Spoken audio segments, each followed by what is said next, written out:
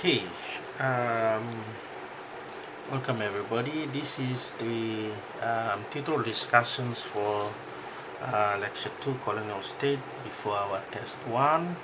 Again here, like I did in the previous video, what I'm going to do is to run through the questions here so that you students will be at least be prepared for test number 1. So the tutorial questions are set here.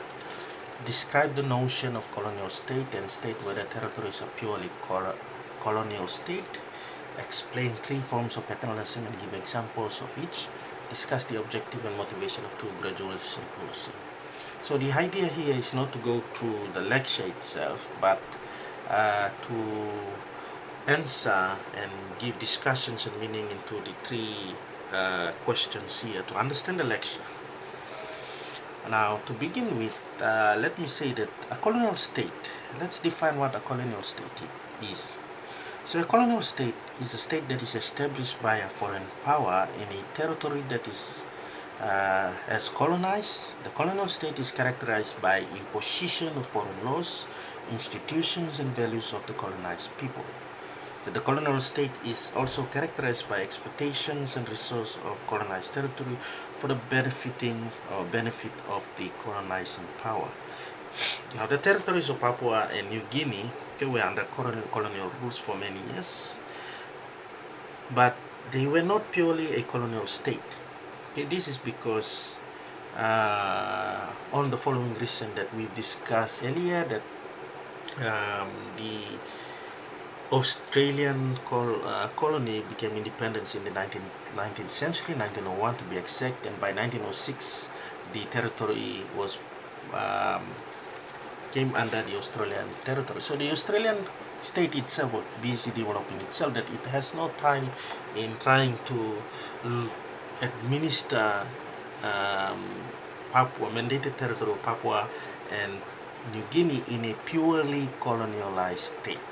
So that argument can be contested here. But let's describe, like I mentioned here, the notion of a colonial state. Okay, these are the features: political and legal domination, economic exploitations, control and domination. So, so here, as I've explained earlier, the idea is for the established foreign power, okay, to impose foreign laws upon its subjects, and that was the idea behind it. And here, this is what I believe William McGregor stated: we went to New Guinea solely and simply to save our own ends, and the fact should never be forgotten in dealing with the natives of that country. Now, after establishing that, the idea behind this is that there were no genuine interests or uninterested colonial policy tone in Papua and New Guinea. And that translated into the second question, which is the features and aspects of paternalism. And I'll just briefly go through the 3 features here and aspect mentioned. So here the features are ideological, the ideas behind the paternalistic policy, measures implemented, or social relating to measures implemented, and political related to policy instituted. Now, the paternalism policy itself here, the idea here, let me read. So the native could not improve himself, and therefore it was the responsibility of the white master to uplift him by hard work so as to ensure not only his improvement but indeed his very survival. Okay, so this is the idea behind this. And how does the idea translated? This is through these 3 indicators or items here. Number 1, civilizing mission under William McGregor. So they were using sort of authoritarian model where they use the police forces, recruiting some of our police forces, police personnel, native police personnel to exercise authority.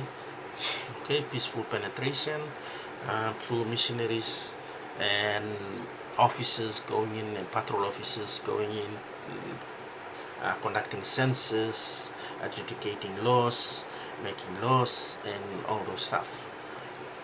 And then civilizing to achieve work through menial labor. So this is important because so they believe that for a native to work for an income is the first stage of civilization, and that is where this idea of peasant strategy comes in.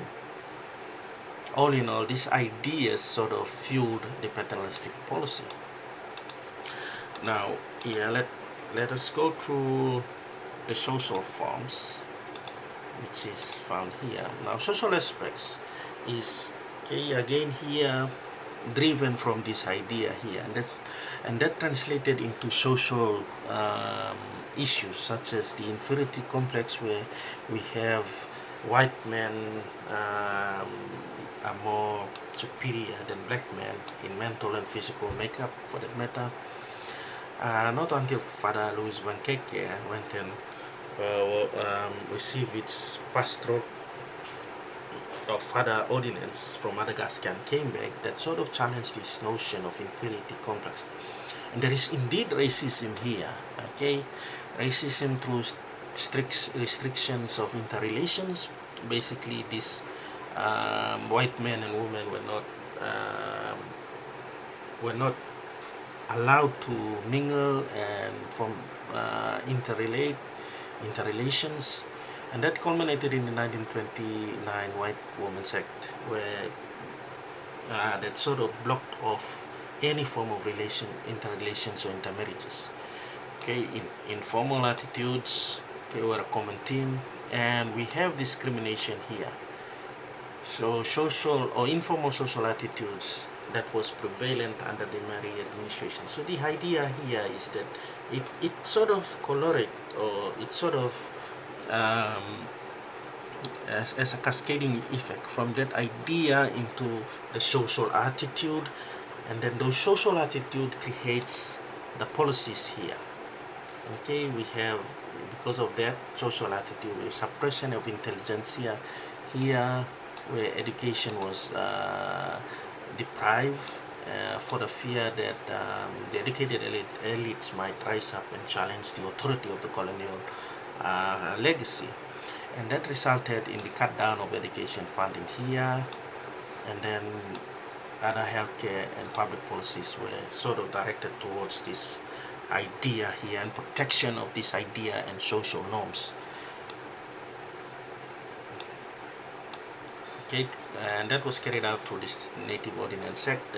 Natives were regulated in the way they behave, they act, and their movement in and out of the mandated territories. Again here, and then the next sort of the gradualism policy sort of carries on from that political aspect here. Now, what is this gradualism policy? Basically, the gradualism policy was a strategy used by the colonial powers to gradually, introduce political and economic reforms in their colonies. So the objective of the gradualism policy was to maintain control over the colonies while at the same time addressing the grievances of colonized people.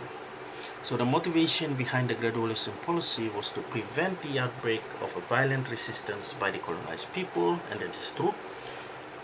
Okay, we are in our favor, unfortunately, or you can say fortunately, that there were no uprising against this movement. Although the incident in Mataungan, the Mataungan Association East New Britain sprang up, but were contained, by the administration there.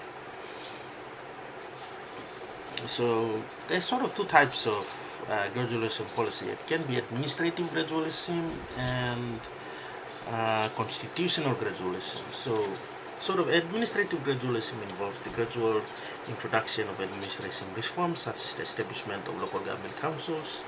In our case, the 1951 Legislative Council, appointment of officials. And the other constitutional gradualism involves the gradual introduction of constitutional reforms, such as the granting of a limited self-government to the colonized people, But the motivation behind the gradualism policy was to maintain control over the colonies while at the same time addressing grievances of the colonial people. Okay, now I put up these two examples here. These are the two examples of the gradualism policy.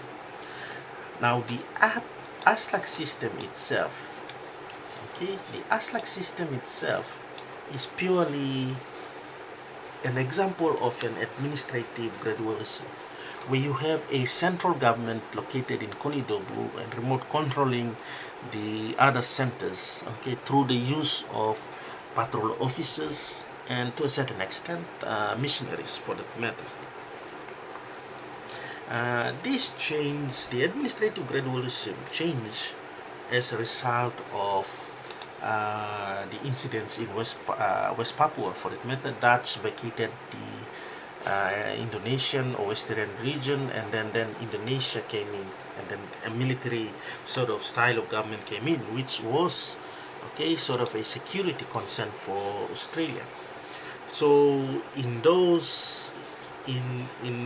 the changing global political environment during that time, the Australian government opted to rethink its administrative gradualism policy here to a more friendly